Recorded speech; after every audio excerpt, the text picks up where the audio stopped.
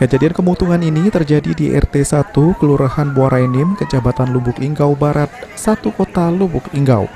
Jero kejadian ini, 2 ekor rumah sudem ludes tetunuh dilalap si jago abang. Warga yang berada di sekitaran lokasi kejadian pun panik, sehingga mereka lari dari rumah guna selamat ke diri.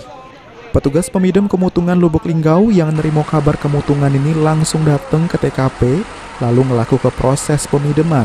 Akhirnya, sesudah hampir 1 jam, petugas berhasil jinak ke si jago abang.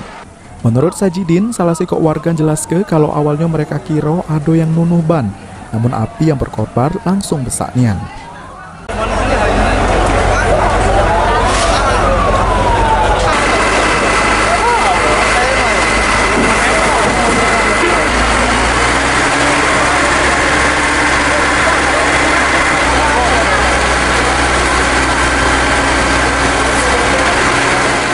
Tahu kan dari belakangnya api itu ada.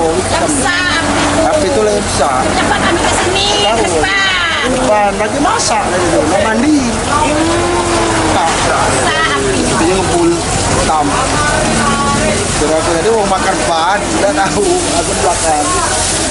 Dari olah TKP yang dilakukan oleh polisi, penyebab kemutungan ini karena dari tempat tambal ban, di mana api yang dipakai tempat tunuh ban ini langsung nyamber ke rumah, sehingga langsung besar. Apinya bersumber dari kediaman saudara Henry selaku bengkel ya. Bengkel waktu itu beliau sedang menampal ban.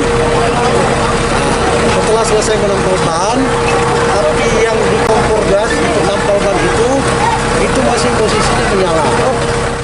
Dan dari kejadian ini diperkirakan nilai kerugian mencapai ratusan juta rupiah.